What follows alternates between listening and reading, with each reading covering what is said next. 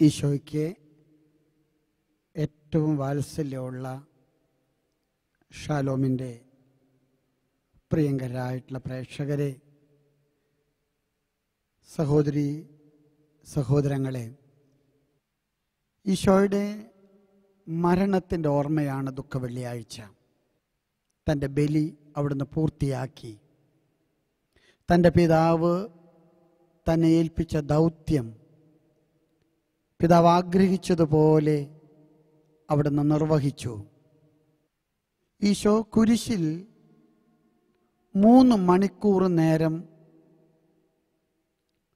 അനുഭവിച്ച അതിഭയാനകമായിട്ടുള്ള സഹനങ്ങൾ, അവിടുത്തെ പീഡാനുഭവം, ആ വേളയിലും അവിടുന്ന് ഈ ലോകത്തോട് അരുൾ ചെയ്ത പ്രത്യാശയുടെ വചനങ്ങൾ എത്രയോ പ്രസക്തങ്ങളാണ്.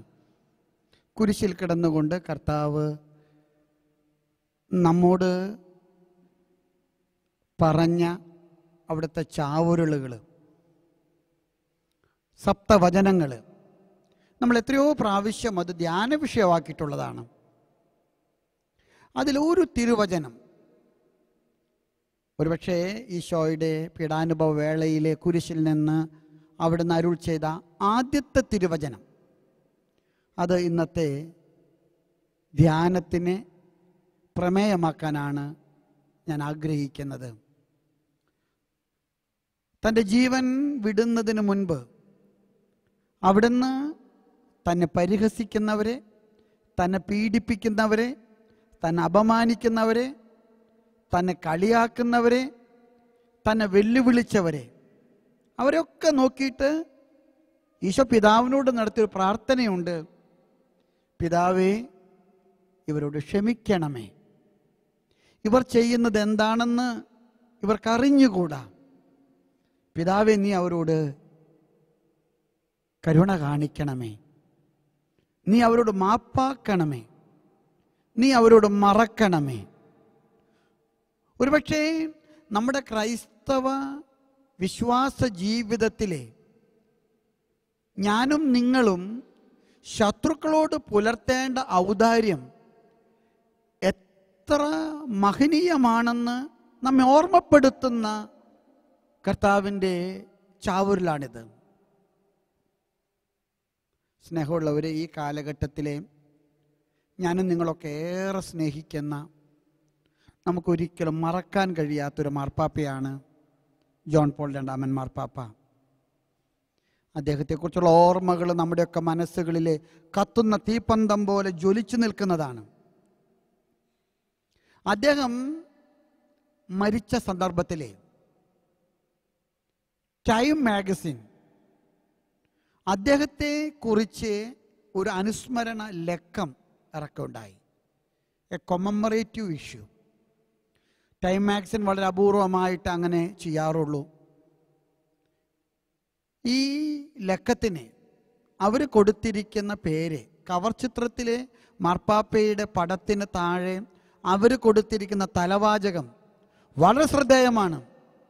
ദ ഇപ്പോക് മേക്കിംഗ് ഹോളി ഫാദർ, യുഗപ്രഭാവനായിട്ടുള്ള പരിശുദ്ധ മാർപ്പാപ്പ. മാർപ്പാപ്പയെക്കുറിച്ചുള്ള വ്യത്യസ്ത ലേഖനങ്ങളുടെ ഒരു സമുച്ചയമാണ് ഈ അനുസ്മരണാലക്കം. മാർപ്പാപ്പ എന്തുകൊണ്ടാണ് യുഗപ്രഭാവനാകുന്നത്?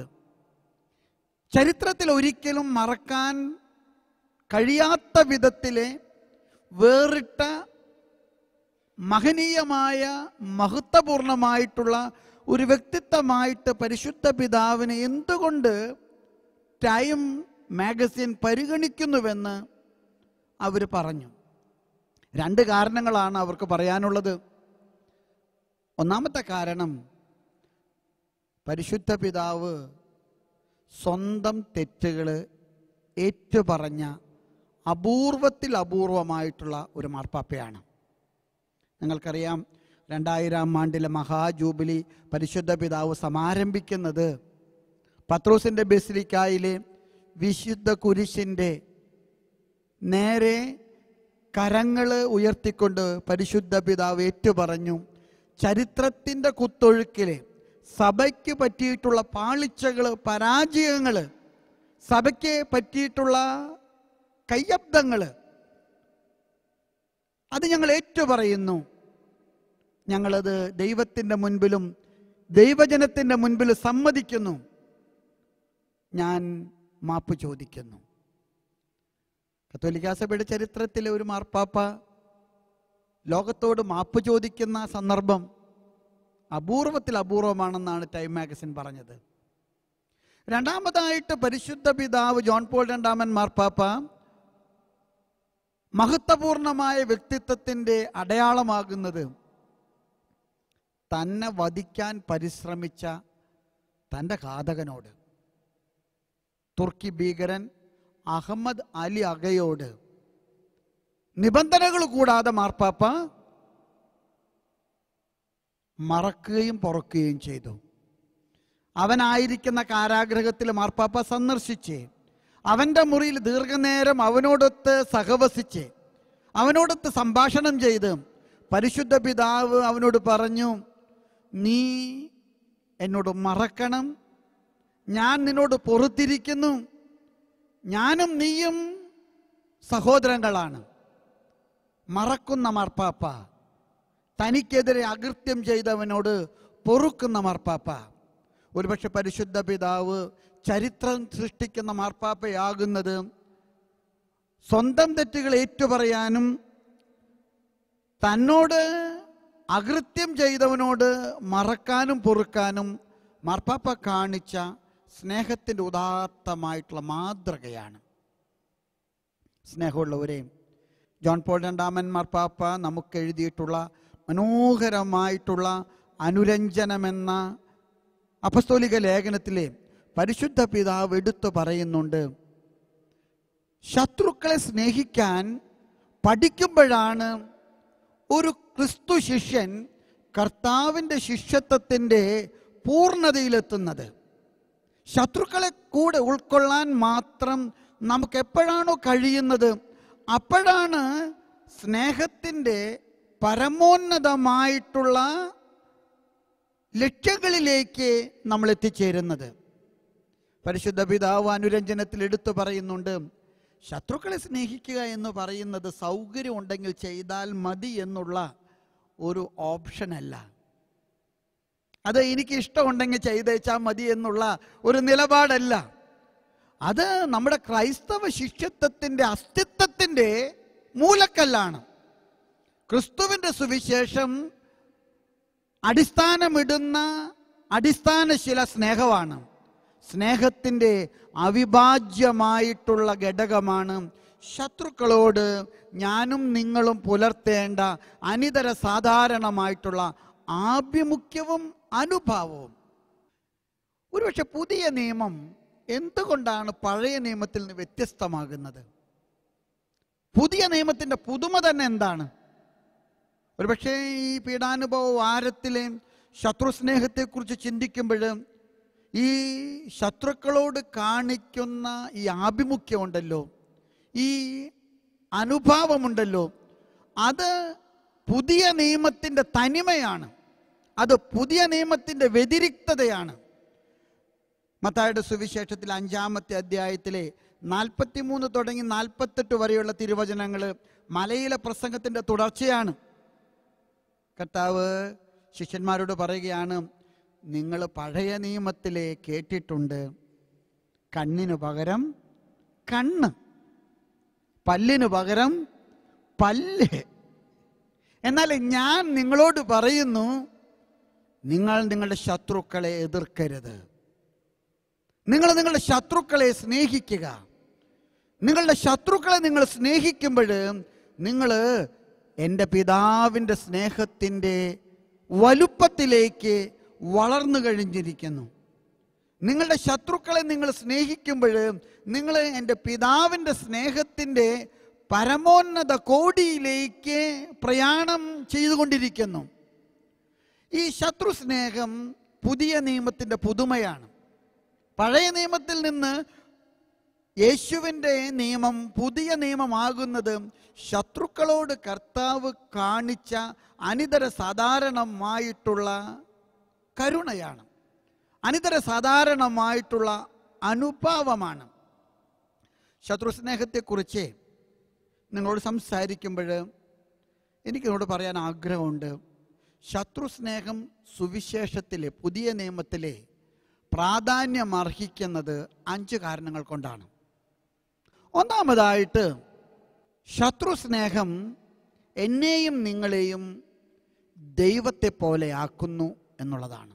മത്തായിയുടെ സുവിശേഷത്തിലെ 5-ാമത്തെ അധ്യായത്തിലെ 43 തുടങ്ങി 48 വരെയുള്ള തിരുവചനങ്ങളിലെ ഈശോ ശിഷ്യന്മാരോട് പറയുകയാണ്, എൻ്റെ പിതാവ് ശത്രുക്കളോട് കാണിക്കുന്ന പരിഗണന നിങ്ങൾ മനസ്സിലാക്കുവിൻ. ഈ ലോകത്തിൽ തിന്മ ചെയ്യുന്ന ധാരാളം പേരുണ്ട്, നന്മ എതിർക്കുന്നവരുണ്ട്, നന്മയെ തമസ്കരിക്കുന്നവരുണ്ട്. പക്ഷെ എൻ്റെ പിതാവ് നീതി ചെയ്യുന്നവരോടും അനീതി പ്രവർത്തിക്കുന്നവരോടും ഒരുപോലെ പരിഗണന കാണിക്കുന്നു. ഇവിടെ മഴ പെയ്യുമ്പോൾ എല്ലാവർക്കും കിട്ടുന്നില്ലേ മഴവെള്ളം? ഇവിടെ സൂര്യൻ ഉദിക്കുമ്പോൾ എല്ലാവർക്കും സൂര്യപ്രകാശം കിട്ടുന്നില്ലേ? എല്ലാവർക്കും സൂര്യൻ്റെ ചൂട് കിട്ടുന്നില്ലേ? കർത്താവ് തൻ്റെ ശത്രുക്കൾക്ക് വെള്ളം എത്തിക്കണ്ടെന്നങ്ങ് കരുതിയാലേ എന്തായിരിക്കും ഇവിടെ തങ്കം? ശത്രുക്കളുടെ കിണറ്റിലൊന്നും വെള്ളം വരണ്ട, ശത്രുക്കളുടെ കൃഷിയിടങ്ങളിലൊന്നും ജലം കൊടുക്കാതിരിക്കുക, ശത്രുക്കളുടെ പുരയിടങ്ങൾക്ക് വെളിച്ചം കൊടുക്കാതിരിക്കുക. എൻ്റെ പിതാവ് നീതിമാന്മാർക്കും നീതിരഹിതർക്കും ഒരുപോലെ മഴയും വെയിലും പ്രകാശവും പരിഗണനയും കൊടുക്കുന്നത് പോലെ നിങ്ങൾ എൻ്റെ പിതാവിൻ്റെ ഭാവങ്ങളിലേക്ക്, ശൈലികളിലേക്ക് വളരുവിൻ. സ്നേഹമുള്ളവരെ, ശത്രുസ്നേഹം നമുക്ക് പിതാവിൻ്റെ ഭാവവും പിതാവിൻ്റെ ശൈലിയും നൽകുന്നു. അതുകൊണ്ട് ഈശോ ശത്രുസ്നേഹത്തെക്കുറിച്ച് പറയുകയാണ്, എൻ്റെ പിതാവ് പരിപൂർണനായിരിക്കുന്നത് പോലെ നിങ്ങളും പരിപൂർണരായിരിക്കുവിൻ. എൻ്റെ പിതാവിൻ്റെ മുഖച്ഛായ നിങ്ങൾക്കും ഉണ്ടാകട്ടെ, എൻ്റെ പിതാവിൻ്റെ സ്വഭാവം നിങ്ങൾക്കും ഉണ്ടാകട്ടെ. അതുകൊണ്ട് ശത്രുസ്നേഹമെന്ന് പറയുന്നത് പിതാവിൻ്റെ പുത്രസ്വീകാര്യത്തിൻ്റെ വളർച്ചയാണ്, പിതാവിൻ്റെ അസ്തിത്വവും വ്യക്തിത്വവും സ്വന്തമാക്കാനായിട്ട് നടത്തുന്ന പരിശ്രമമാണ്. അത് സ്നേഹത്തിൻ്റെ പൂർണ്ണതയാണ്, അത് സ്നേഹത്തിൻ്റെ ഏറ്റവും ഉദാത്തമായിട്ടുള്ള വളർച്ചയാണ്, അത് സ്നേഹത്തിൻ്റെ പരമ കാഷ്ഠയാണ്. അതുകൊണ്ട് ശത്രുക്കളെ സ്നേഹിക്കുമ്പോൾ സ്നേഹം അതിൻ്റെ പൂർണ്ണതയിലെ നമ്മൾ പാലിക്കുന്നു. ശത്രുക്കളെ സ്നേഹിക്കുക എന്ന് പറയുന്നത് സ്നേഹമെന്ന പാഠപുസ്തകത്തിലെ ഏറ്റവും കഠിനമായ അധ്യായമാണ്. നിങ്ങൾ കുട്ടികളൊക്കെ പരീക്ഷയ്ക്ക് ഒരുങ്ങിക്കൊണ്ടിരിക്കുക. നിങ്ങളുടെ മക്കളൊക്കെ പരീക്ഷയ്ക്ക് ഒരുങ്ങുമ്പോൾ നിങ്ങൾ ചോദിക്കാറില്ല, മക്കൾ ഏത് വിഷയ വിഷമം? അപ്പം അവർ പറയും, കണക്കിൽ പലതും കിട്ടുന്നുണ്ട്, പക്ഷെ ഈ പോർഷൻ പോക്ക അമ്മേ, ഇത് പഠിച്ചിട്ട് കിട്ടണില്ല, ഇതിൻ്റെ മാർക്ക് എനിക്ക് വേണ്ട. ഒരുപക്ഷെ സഭാപിതാക്കന്മാർ പറയുന്നത് സ്നേഹമെന്ന പാഠപുസ്തകത്തിലെ പഠിച്ചാലും മനസ്സിലാകാത്ത, ഒരിക്കലും ഓർമ്മയിൽ നിൽക്കാത്ത കഠിനമായ അധ്യായം ഏതാണ്? ശത്രുക്കളെ സ്നേഹിക്കുക എന്നുള്ളതാണ്. അതുകൊണ്ട് നിങ്ങളുടെ ശത്രുക്കളെ നിങ്ങൾ സ്നേഹിക്കാൻ പഠിക്കുമ്പോഴാണ് സ്നേഹം അതിൻ്റെ പൂർണ്ണതയിൽ നിങ്ങൾ ഉൾക്കൊള്ളുന്നത്, നിങ്ങൾ സ്നേഹത്തിൻ്റെ പൂർണ്ണതയിലേക്ക് വളരുന്നത്. സ്നേഹത്തിൻ്റെ രണ്ടാമത്തെ ഏറ്റവും വലിയ മാനമെന്ന് പറയുന്നത് സ്നേഹമാണ് പ്രാർത്ഥന. പ്രാർത്ഥനയുടെ ഏറ്റവും ഉന്നതമായ ഭാവമാണ് ശത്രുക്കളെ സ്നേഹിക്കുക. മത്തായിയുടെ സുവിശേഷത്തിൽ 5-ാമത്തെ അധ്യായത്തിലെ 9 തുടങ്ങി 15 വരെയുള്ള തിരുവചനങ്ങൾ നിങ്ങൾക്കറിയാം. കർത്താവ് വിശ്രമിക്കുന്ന വേളയിലെ കർത്താവിൻ്റെ ശ്രേഷ്ഠരായ ശിഷ്യന്മാർ കർത്താവിൻ്റെ അടുക്കൽ വന്ന് കർത്താവിനോട് പറഞ്ഞു, സ്നാപക യോഹന്നാൻ തൻ്റെ ശിഷ്യന്മാരെ പഠിപ്പിച്ചതുപോലെ ഞങ്ങളെയും പ്രാർത്ഥിക്കാൻ പഠിപ്പിക്കണമേ. ഈശോ അവരോട് തൻ്റെ ഏറ്റവും വിശിഷ്ടമായിട്ടുള്ള പ്രാർത്ഥനാ സമാഹാരം പഠിപ്പിച്ചു. ഈശോ പറഞ്ഞു, നിങ്ങൾ പ്രാർത്ഥിക്കുമ്പോൾ ഇപ്രകാരം പ്രാർത്ഥിക്കുവിൻ: സ്വർഗസ്ഥനായ ഞങ്ങളുടെ പിതാവേ, അങ്ങയുടെ നാമം പൂജിതമാകണമേ, അങ്ങയുടെ രാജ്യം വരണമേ, അങ്ങയുടെ തിരുമനസ് സ്വർഗത്തിലേതുപോലെ ഭൂമിയിലും ആകണമേ. ഞങ്ങൾക്ക് ആവശ്യമായ ആഹാരം ഞങ്ങൾക്ക് തരണമേ. ഞങ്ങളുടെ കടക്കാരോട് ഞങ്ങൾ ക്ഷമിച്ചിരിക്കുന്നത് പോലെ ഞങ്ങളുടെ കടങ്ങളും പാപങ്ങളും ഞങ്ങളോട് ക്ഷമിക്കണമേ. ഞങ്ങളെ പ്രലോഭനത്തിൽ ഉൾപ്പെടുത്തരുതേ, തിന്മയിൽ നിന്ന് ഞങ്ങളെ രക്ഷിക്കണമേ. ഇത്ര മനോഹരമായിട്ടുള്ള പ്രാർത്ഥനയായത്. നമുക്കെല്ലാവർക്കും അറിയാം, എല്ലാ ക്രൈസ്തവർക്കും ഒരുപോലെ സ്വീകാര്യമായിട്ടുള്ള മനോഹരമായിട്ടുള്ള പ്രാർത്ഥന. പ്രാർത്ഥന എന്ന് പറയുന്നത് മനുഷ്യനും ദൈവവും തമ്മിലുള്ള ബന്ധമാണ്. ഈ ബന്ധം പടുത്തുയർത്താൻ ദൈവം വയ്ക്കുന്ന ഒരു വലിയ നിബന്ധനയാണ്: നീ നിന്റെ സഹോദരനോട് ക്ഷമിക്കുക, നീ നിന്റെ സഹോദരനോട് പൊറുക്കുക. നീ നിന്റെ സഹോദരനോട് പൊറുക്കുമ്പോഴാണ് നിനക്ക് തമ്പുരാന്റെ മുൻപിലെ മാപ്പപേക്ഷിക്കാൻ അവകാശമുള്ളൂ. മത്തായിയുടെ സുവിശേഷത്തിലെ 18-ാമത്തെ അധ്യായത്തിലെ കർത്താവ് പഠിപ്പിക്കുന്ന വളരെ പ്രസിദ്ധമായിട്ടുള്ള ഒരു ഉപമയുണ്ട്. നിർദ്ദയനായ ഭൃത്യൻ. ഈ 18-ാമത്തെ അധ്യായത്തിലെ ഈ കഥ പഠിപ്പിക്കുന്നതിന് ഒരു പശ്ചാത്തലമുണ്ട്. പശ്ചാത്തലം എന്താണെന്നറിയാമോ? പത്രോസ് വന്നിട്ട് കർത്താവിനോട് ചോദിച്ചു, കർത്താവേ, ഞാൻ എത്ര പ്രാവശ്യം എൻ്റെ സഹോദരനോട് പൊറുക്കണം? അവൻ എന്തുമാത്രം കുരുത്തക്കേട് എന്നോട് കാണിക്കുന്നു, എത്ര പ്രാവശ്യം ഞാൻ അവനോട് പൊറുക്കണം? എന്നിട്ട് പത്രോസ് ചോദിച്ചു, 7 പ്രാവശ്യം മതിയോ കർത്താവേ? കർത്താവ് പത്രോസിനോട് പറഞ്ഞു, പത്രോസ്, 7 അല്ല 70 പ്രാവശ്യം. 7 എന്നുള്ള സംഖ്യ പൂർണ്ണതയുടെ സംഖ്യ. അതിൻ്റെ കൂടുതൽ 70 കൂടെ കൂട്ടിച്ചേർത്തത്. അതിൻ്റെ അർത്ഥം എന്താണെന്നറിയാമോ? നിന്റെ സഹോദരൻ എത്ര പ്രാവശ്യം തെറ്റ് ചെയ്താലും അവൻ തെറ്റ് ചെയ്യുമ്പോഴൊക്കെ തന്നെ നീ അവനോട് വിട്ടുവീഴ്ച ചെയ്യണം. ഇത്ര പ്രാവശ്യം കഴിഞ്ഞ് ഇനി ഞാൻ അവനോട് പൊറുക്കില്ല എന്ന് പറയാൻ നിനക്ക് അവകാശമില്ല. എത്ര പ്രാവശ്യം അവൻ തെറ്റ് ചെയ്തിട്ടുണ്ടോ അത്രയ്ക്ക് പ്രാവശ്യം നീ അവനോട് പൊറുത്തേ മതിയാകൂ. നിർദ്ദയനായ യജമാനൻ, നിർദ്ദയനായ ഭൃത്യൻ്റെ കഥ അതിനുശേഷമാണ് യേശു കൂട്ടിച്ചേർത്ത് പറഞ്ഞത്. ഒരു കടക്കാരൻ യജമാനൻ്റെ മുമ്പിലേക്ക് കൊണ്ടുവരപ്പെട്ടു. വലിയ കടബാധ അവനുണ്ട്. അവൻ വാവിട്ട് കരഞ്ഞു. ഭാര്യയുണ്ട്, മക്കളുണ്ട്, കുടുംബവും പ്രാരാബ്ധതകളും പാരാധീനങ്ങളും ഉണ്ടെന്നൊക്കെ പറഞ്ഞപ്പോൾ അവൻ്റെ കണ്ണുനീര് കണ്ടിട്ട് യജമാനൻ അവനെ മാപ്പ് കൊടുത്തു, അവനോട് വിട്ടു, പൊക്കോളാൻ പറഞ്ഞു. കാരാഗ്രഹത്തിൽ വിട്ടില്ല. അവൻ പുറത്ത് കടന്ന് വീട്ടിലേക്ക് പോകുന്ന സമയത്ത് അവൻ്റെ ഒരു സഹഭൃത്യനെ കണ്ടു. അവൻ്റെ കൊക്കയ്ക്ക് കയറി പിടിച്ചിട്ട് അവനോട് പറഞ്ഞു, നീ എനിക്ക് തരാനുള്ളത് തന്നേക്കുക. അവൻ പറഞ്ഞു, എനിക്ക് ഭാര്യയുണ്ട്, എനിക്ക് പിഞ്ചു പൈതങ്ങളുണ്ട്, വീട്ടിൽ പ്രാരാബ്ധമുണ്ട്. പക്ഷെ ഇവൻ വിട്ടുകൊടുത്തില്ല. അവൻ ഈ സഹഭൃത്യനെ പിടിച്ച് കാരാഗ്രഹത്തിൽ അടച്ചു. അവനോട് ക്രൂരമായിട്ട്, അപമര്യാദയായിട്ട്, നീതിരഹിതമായിട്ട് പ്രവർത്തിച്ചു.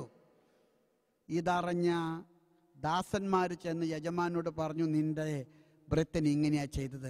അവനെയാണ് കർത്താവ് പിടിച്ചുകൊണ്ടുവന്ന് അവനെ കൊടുത്ത പാപമോചനം, അവന് കൊടുത്ത ഇളവ് കർത്താവ് തിരിച്ചു പിടിച്ചിട്ട് അവനോട് പറഞ്ഞു, നിന്നെ ഞാൻ കാരാഗ്രഹത്തിൽ അടയ്ക്കും. അവന് ഇളവ് കൊടുത്തതാ, അവനോട് കർത്താവ് വിട്ടുവീഴ്ച കാണിച്ചതാ. കർത്താവ് അത് തിരിച്ചു പിടിച്ചു. സ്നേഹമുള്ളവരെ, തിരിച്ച് മനസ്സിലാക്കുക, നമ്മുടെ പ്രാർത്ഥനകൾ ദൈവം കേൾക്കുന്നത് സഹോദരങ്ങളോട് നമുക്ക് പൊറുക്കാൻ കഴിയുമ്പോഴാണ്, സഹോദരങ്ങളോട് മറക്കാൻ നമുക്ക് കഴിയുമ്പോഴാണ്. അതുകൊണ്ട് ശത്രുസ്നേഹം എന്ന് പറയുന്നത് പ്രാർത്ഥനകളിൽ വെച്ച് ഏറ്റവും വലിയ പ്രാർത്ഥനയാണ്. മൂന്നാമതായിട്ട്, ശത്രുക്കളെ സ്നേഹിക്കുക എന്ന് പറയുന്നത് ഏറ്റവും വലിയ ബലിയർപ്പണമാണ്. മത്തായിയുടെ സുവിശേഷം 5-ാമത്തെ അധ്യായം 24-ാമത്തെ തിരുവചനം, ഏറ്റവും വലിയ ബലിയർപ്പണം. നീ ബലിയർപ്പിക്കാനായിട്ട് ബലിപീഠത്തിലേക്ക് പോകുമ്പോൾ നിന്റെ സഹോദരന് നിനക്കെതിരെ എന്തെങ്കിലും ദ്രോഹമുണ്ടെന്ന് നിന്റെ മനസ്സിൽ നിനക്ക് തോന്നിയാൽ നീ ബലിവസ്തു ബലിപീഠത്തിൽ വെച്ച് പോയി നിന്റെ സഹോദരനോട് രമ്യപ്പെടുക, എന്നിട്ട് വന്ന് ബലിയർപ്പിക്കുക. സ്നേഹമുള്ളവരെ, ഞാനും നിങ്ങളൊക്കെ ഒരുപാട് ബലിയർപ്പിക്കുന്നവരാം. ഞാനും നിങ്ങളൊക്കെ ഒരുപാട് നേർച്ച കാഴ്ചകൾ കൊടുക്കുന്നവരാം. എൻ്റെയും നിങ്ങളുടെയൊക്കെ ജീവിതത്തിലെ ബലിയർപ്പണവും നേർച്ച കാഴ്ചകളും ഫലവത്താകാതെ പോകുന്നതിൻ്റെ പ്രധാനപ്പെട്ട കാരണം നമ്മുടെ ശത്രുക്കളോട് മറക്കാനും പൊറുക്കാനും നമുക്ക് കഴിയാത്തത് കൊണ്ടാണ്. ഞാനിപ്പോഴും ഓർക്കുന്നുണ്ട്, ഞാനുമായിട്ട് പരിചയമുള്ള ഒരു കുടുംബം, ഒരു ധ്യാനാവസരത്തിലാണ് എനിക്ക് അവരെ കൂടുതൽ പരിചയമായത്. അയാളുടെ വീട്ടിലെ പ്രശ്നങ്ങൾ ഒഴിയാബാധകൾ പോലെയാണ്. ചേട്ടനും അനിയനും ഭയങ്കര വഴക്കാണ്. അപ്പൻ്റെ കുർബാന ചെല്ലപ്പിലിക്കിൽ രണ്ടുപേരും വേറെ നടത്തണേ. പള്ളിയിൽ ആദ്യത്തെ കുർബാന മൂത്ത ചേട്ടൻ്റെ വകയാണ്, രണ്ടാമത്തെ കുർബാന അനുജൻ്റെ വകയാണ്. ഒരു പറ്റം ബന്ധുക്കൾ ആദ്യത്തെ കുർബാനയ്ക്ക് കൂടി കല്ലറിൽ ഒപ്പീസ് കഴിച്ചിട്ട് ചേട്ടൻ്റെ വീട്ടിൽ പോകും. വേറെ ചിലർ രണ്ടാമത്തെ കുർബാനയ്ക്ക് കൂടിയിട്ട് അനുജൻ്റെ വീട്ടിൽ പോകും. ഈ കുടുംബത്തെ ഒരിക്കലും പുരോഗതിയില്ല. രണ്ടുപേരുടെയും കച്ചവടം അധപ്പതനത്തിലാണ്. മക്കള് കല്യാണം കഴിച്ചു. രണ്ട് വീട്ടിലും മക്കൾക്ക് സന്താന സൗഭാഗ്യമില്ല. ഈ നിരാശ കൊണ്ട് ഈ പിള്ളേരൊക്കെ മദ്യപാനത്തിന് അടിമകളാ. മാത്രമല്ല, രണ്ട് സഹോദരങ്ങൾക്കും അസുഖങ്ങൾ ഒഴിയാബാധയാണ്. ധ്യാനത്തിൻ്റെ അവസരത്തിൽ രണ്ടുപേരും വേറെ വേറെ എന്നോട് കണ്ട് സംസാരിച്ചു. ഞാൻ രണ്ടുപേരോടും പറഞ്ഞു, ഞാനൊരു കാര്യം പറ്റും, നിങ്ങളെപ്പോലെ പ്രാർത്ഥിക്കുന്നവരെ, നിങ്ങളെപ്പോലെ കുർബാനയിൽ സംബന്ധിക്കുന്നവരെ, നിങ്ങളെപ്പോലെ നേർച്ച കാഴ്ചകൾ കൊടുക്കുന്നവരെ ഈ ഇടവകയിൽ വേറെ ആരും തന്നെ ഇല്ല. പക്ഷെ നിങ്ങൾക്ക് എന്നിട്ടും യാതൊരു ആനുകൂല്യവും ദൈവം ചെയ്യുന്നില്ല. നിങ്ങളുടെ പ്രാർത്ഥനകൾക്ക് ഒരു അനുഗ്രഹവും ദൈവം തരുന്നില്ല. അതിൻ്റെ പ്രധാനപ്പെട്ട കാരണം കർത്താവ് തന്നെ അരുൾ ചെയ്യുന്നു, ബലിയല്ല കരുണയാണ് ഞാൻ ആഗ്രഹിക്കുന്നത്. എൻ്റെ സ്നേഹമുള്ള സഹോദരങ്ങളെ, ഈ വിശുദ്ധ വാരത്തിലെ ഞാനും നിങ്ങളുമൊക്കെ മനസ്സിൽ സൂക്ഷിക്കുന്ന ധാരാളം ശത്രുതകളുണ്ട്.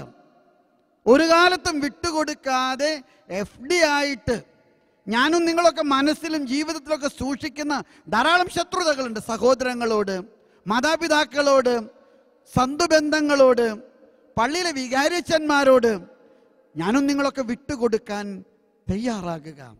നമ്മുടെ ജീവിതത്തിൻ്റെ ഏറ്റവും വലിയ ബലിയർപ്പണം ശത്രുക്കളുടെ മുൻപിൽ പരാജയപ്പെടുന്നതാണ്, ശത്രുക്കളുടെ മുൻപിൽ വിട്ടുകൊടുക്കുന്നതാണ്.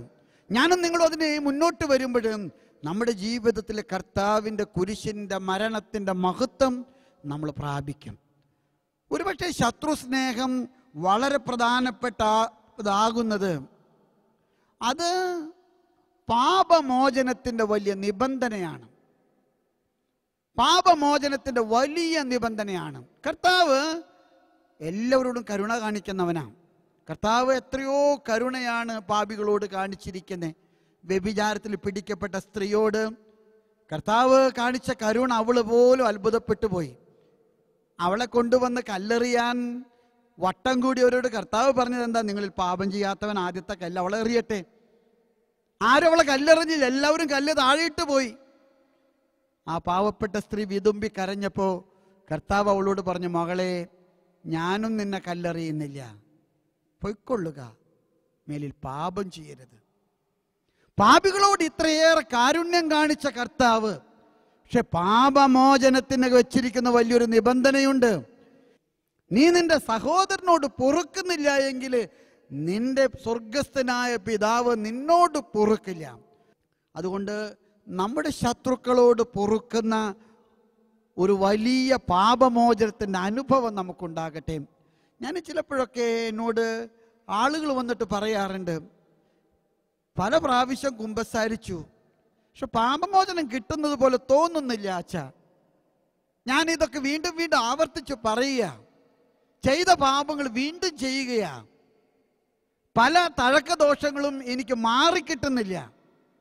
ഞാൻ അവരോട് പറയട്ടെ, പാപമോചനം നിങ്ങൾക്ക് സംലപ്തമാകുന്നത് കുമ്പസാരക്കൂട്ടിലെ വൈദികന്റെ പാപമോചന വാക്യത്തിലൂടെ മാത്രമല്ല. പാപമോചനത്തിന് കർത്താവ് വെച്ചിട്ടുള്ള സർവ്വ നിബന്ധനകളും നിങ്ങൾ പാലിക്കണം. കർത്താവ് കൃത്യമായിട്ട് പറയുന്നു, നീ നിന്റെ സഹോദരനോട് പൊറുക്കുന്നില്ല എങ്കിൽ നിന്റെ നിരവധിയായ പാപങ്ങൾ നിന്നോടും ഞാൻ പൊറുക്കുകയില്ല. അവസാനമായിട്ട് ശത്രുസ്നേഹം വളരെ പ്രധാനപ്പെട്ടതാകുന്നത് അത് ആന്തരിക സൗഖ്യത്തിനെ നമ്മെ അനുവദിക്കുന്നു. ശത്രുസ്നേഹം ആന്തരിക സൗഖ്യത്തിന് നമുക്ക് അനുഗ്രഹം നൽകുന്നു. ഞാനും നിങ്ങളും ഓർക്കുന്നത് നല്ലതാണ്. കർത്താവിൻ്റെ മരണത്തിൻ്റെ ഓർമ്മ കൊണ്ടാടുമ്പോൾ നമ്മുടെ നിരവധിയായ പാപങ്ങൾക്ക് മാപ്പ് ചോദിക്കാൻ കർത്താവിൻ്റെ കുരിശിൻ്റെ മുൻപിൽ ഞാനും നിങ്ങളും കൈകൾ നീട്ടുമ്പോൾ കർത്താവിനോട് കരുണയ്ക്ക് വേണ്ടി ഞാനും നിങ്ങളും കേണപേക്ഷിക്കുമ്പോൾ നമ്മുടെ ശത്രുക്കളോട് പൊറുക്കാനുള്ള വലിയ കൃപയ്ക്ക് വേണ്ടി പ്രാർത്ഥിക്കണം. പ്രിയമുള്ളവരെ, നമ്മൾ പലരും രോഗികളാണ്. ശാരീരികമായിട്ടും മാനസികമായിട്ടും ആത്മീയമായിട്ടും നമ്മുടെ രോഗങ്ങൾ പലപ്പോഴും നമ്മുടെ മനസ്സുകളിലെ നമ്മൾ സൂക്ഷിക്കുന്ന വലിയ വെറുപ്പിൻ്റെയും വിദ്വേഷത്തിൻ്റെയും പകയുടെയും ഒക്കെ വലിയ മുറിവുകളിൽ നിന്നാണ്. ഈ മുറിവുകൾ കർത്താവിൻ്റെ മരണത്തിൻ്റെ വലിയ ബലിപീഠത്തിൽ നമുക്ക് വെക്കാൻ സാധിക്കണം. നമുക്ക് കർത്താവിനോട് പ്രാർത്ഥിക്കാൻ കഴിയണം, കർത്താവേ, നിന്റെ തിരിച്ചോര കൊണ്ട് ഞങ്ങളുടെ മുറിവുകളെ കഴുകണമേ, ഞങ്ങളുടെ മുറിവുകളെ ഉണക്കണമേ, ഞങ്ങളെ അനുഗ്രഹിക്കണമേ.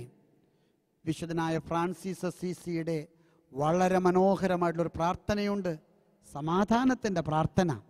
എത്രയോ അർത്ഥവത്തായിട്ടുള്ളൊരു പ്രാർത്ഥനയാണത്. ആന്തരിക സൗഖ്യം അതിൻ്റെ പൂർണ്ണതയിലെ അനുഭവിച്ച ഒരു മനുഷ്യൻ നടത്തുന്ന പ്രത്യാശയുടെ സങ്കീർത്തനമാണ് സമാധാന പ്രാർത്ഥന. കർത്താവേ, എന്നെ നിന്റെ സമാധാനത്തിൻ്റെ ഉപകരണമാക്കണമേ. നിരാശയുള്ളിടത്ത് പ്രത്യാശ വിതയ്ക്കാൻ, പ്രതികാരമുള്ളിടത്ത് പരസ്നേഹം വിതയ്ക്കാൻ, മുറിവുകളുള്ളിടത്ത് സൗഖ്യം നൽകാൻ. കർത്താവേ, നിന്റെ പ്രത്യാശയുടെയും സമാധാനത്തിൻ്റെയും ഉപകരണമാക്കി എന്നെ നീ മാറ്റണമേ. കർത്താവ് കുരിശിൽ കിടന്നുകൊണ്ട് തൻ്റെ ബലി പൂർത്തിയാക്കുന്നതിന് മുൻപ് അരുൾ ചെയ്ത വാക്കുകൾ അത് ചാവുരുളാണ്, അത് കർത്താവിൻ്റെ മരണപത്രമാണ്.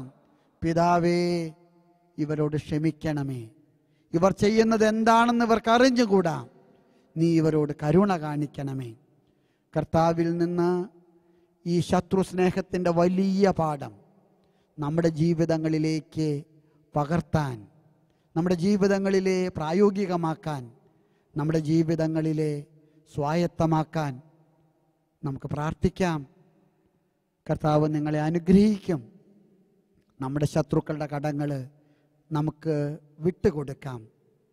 നമ്മുടെ കടബാധ്യതകൾ കർത്താവ് വിട്ടുതരാൻ അത് കാരണമാക്കും.